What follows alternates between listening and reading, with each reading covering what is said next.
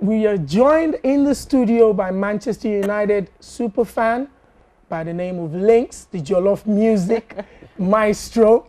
First of all, before we get into the conversation, Mr. Lynxxx, you were just watching the Manchester United game against Chelsea. You're going to report for us. Tell us what you witnessed. Oh, as a Man U fan, as we can see. I mean, like, I'll be fair. Yeah. You know what I'm saying? It's a tough game. New coaches, tough game. Yeah. But I mean, there's some stuff that went down that I feel like should have put us in the advantage. Like, for instance, we had a chance where Lampard did a handball in the 18, and it wasn't given. Fair enough. That could not have happened under Ferguson. But you know what I mean? It's been a very, very close game. Rooney has had about 3-4 long-range shots, keeping check on his toes. Valencia has been Fantastic. Yeah. Has been actually the key player of the whole game. Making plays, defending, going up, crossing, all that. Van Persie's been silent. He's been silent the whole game. It was going to be a game that Rooney was going to take center stage, isn't it? Because of the fact that Chelsea are interested in the player, Rooney, exactly. and Moyes was brave enough to play him. Nah. If Rooney leaves, though. If Rooney leaves, though.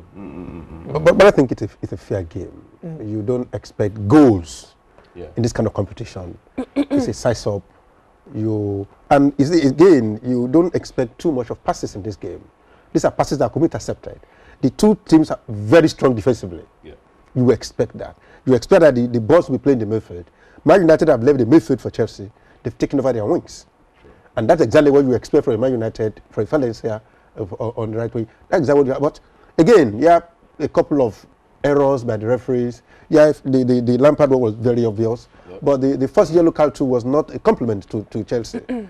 It shouldn't have gone. It should have been a yellow card to him as well. Everything's debatable. But again, we also look at what the coaches had got to say.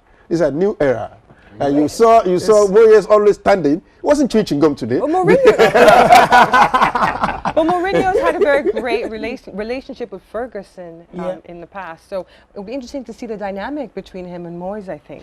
Mourinho is a showman. Yeah, he is. He's a showman. It's a man who wants attention. It's a man who wants things done. And you expect that whatever compliment he has given to Chelsea, given to Ferguson, the media reported that he had an undertone. Yeah. I mean, we're not going to go into that for now. There's a new coach in Manchester United. Mourinho has got a job to do. Nobody wants to lose this game. This is not a game that I ever think Moyes will accept to lose. And it's not a game that Mourinho will. The games will not define them. But it's very essential. It's set the pace for the season. Yeah, absolutely. I just want to remind the viewers, if you'd like to call into this conversation, it's also 7501-7701. Calling outside of the country is +44 207 501 7701. A question for Lynxxx, the Manchester United fan, or an attack on Idris, the Arsenal fan. Please pick up the phone and share your comments. Now, worth my time. now let's talk about Manchester United. Yeah. A lot has been said on the derisory bid that they placed on Fellaini and Leighton Baines of Everton. It's jeopardized because they have such a good relationship, Moyes, with Yes, it's been difficult for them to bring in new players. How do you see that dynamic going? Because the transfer window is shutting in a few days. You need those players, don't you? I mean, we do, but at the end of the day, it's a situation whereby, regardless of what happens, the window closes or whatever, I still have faith in what stands right now. Wow. You get what I'm saying? So I mean, it will be a plus, definitely. But at the end of the day, if it doesn't happen, it doesn't happen. It doesn't happen. It doesn't. You know what I'm saying? Do you think that Manchester United are posing that dominance, as we saw, force last season, or are we looking this season at other contenders like City, Chelsea, Tottenham? Arsenal. Yes. You're choking. No, but to be honest, I feel like this is a fresh season, and there's a lot of big changes that have happened. For instance, the Chelsea thing. Yeah. Mourinho coming back is a big deal. You know what I mean? Ferguson leaving is a super big deal. It's a super big deal. You know what I'm saying? Man City, interesting, but look at what happened to them Was it yesterday? Yeah. So I mean, It's going to happen to you very soon. regardless of what happens, we know it's going to be like this. You know what I'm saying? So I put my money on Manchester still, regardless of what happens in the, in the Premiership, Manchester. Absolutely. It's very difficult at this very early stage. I must tell you, teams are being assembled. The window is not closed yet. No, But my fear today was I wondered why Mata was left on the bench. Mata is the creative hub. And you could see that Lampard will always come as a substitute. The Lynxxx were not there today. There were free open space in the midfield that a person like Mata with ball glued to his left leg will have run into their defenses. The wings were not there. But that's not to say that, not to give no compliment to Manchester City by my Man United. They are a team, defending champion. They've not lost anybody. Okay. I mean, Scholes is not there, but they brought in Kagawa all in no time, so they could still play together. They have the most deadly front in this competition. Forget about what Man City has assembled. They are new boys. Yeah. You have Welbeck, you have Rooney, you have Van Persie, and Fernandes is still there. It's interesting, Mimi, because before the beginning of the season, when Manchester City was splashing all the cash, everybody absolutely felt they were going to hit the ground running. Yeah. They had the big names. They did hit it until they came across a Cardiff City, where Manchester United dealt with the Swansea threat very well. Man City now has hit that stumbling block. It's going to be how they pick themselves up from here. If you look at their persistence, you just need to book too. When you begin to assemble players, Juventus just came. The just came. Nasri has not been doing very well. Towards the end of last season, they actually didn't pick up the form.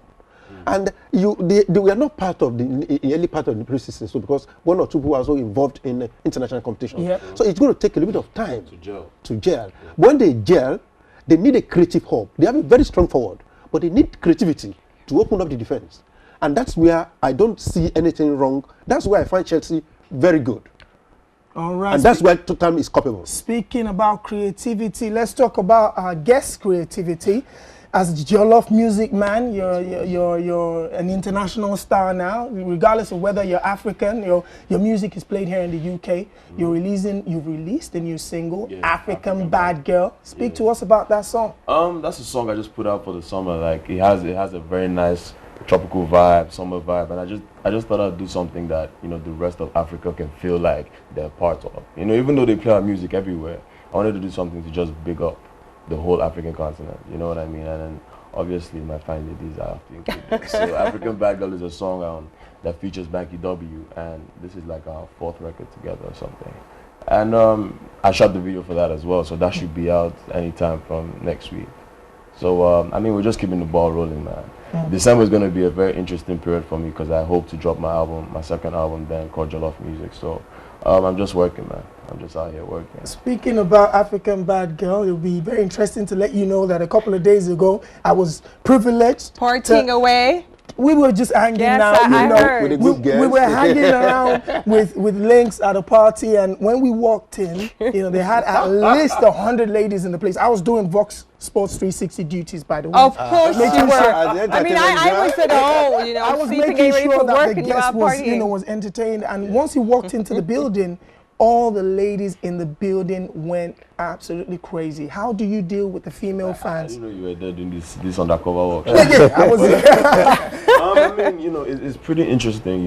I've encountered like all sorts of female fans, the good, the bad. But at the end of the day, it's all love, man. And I just respect my female fans. Regardless of what situation I find myself in, I never take advantage of it. So shout out to everybody who supports me, man. I appreciate it, and shout out to the guys too. Let's take a clip though, Lynxxx, at one of your music videos. At the song. I think we've got a soundbite of the song there lined up. It is Lynxxx to Kwana. Hear about me overseas. African bad girl, bad girl. Just put it down on the floor. African bad girl, give me some more. I clocked you from a mile away. You had me thinking things I hardly say. Live by the May. I go by the name of Lynxxx and I'm just trying to get to know you, chic and I ain't the regular dudes who pretend to throw money out and there to impress you. I go where your man didn't go. African man got a man. I have to say that cover there. that cover there was catching my eye there. No, let me say this though. When we say bad girl, it doesn't mean anything that's condescending though. It's just pretty much, when you say someone is a bad girl or an African bad girl, it's just pretty much a very strong, independent African woman who is on top of her Hard game. worker. Yeah, exactly. I like that. A strong, Yeah, independent I know African you. woman. Is on top of her game. Igbo boy to the core. You're always representing, that side of town. How does it Yeah. feel, when you say that? What kind of feelings do you get? I mean, it's good to represent where I come from. For a long time, people didn't actually know I was from the South Delta part of Nigeria. Which is, it's not Igbo, but it's the closest thing to it. So, Okay. I'm just happy to put on for my people. And ever since I did a song called Ezioku and just repped for the Igbo people, the love I get now when I go to the East and all that is massive, man. So big up to everybody. Ezioku.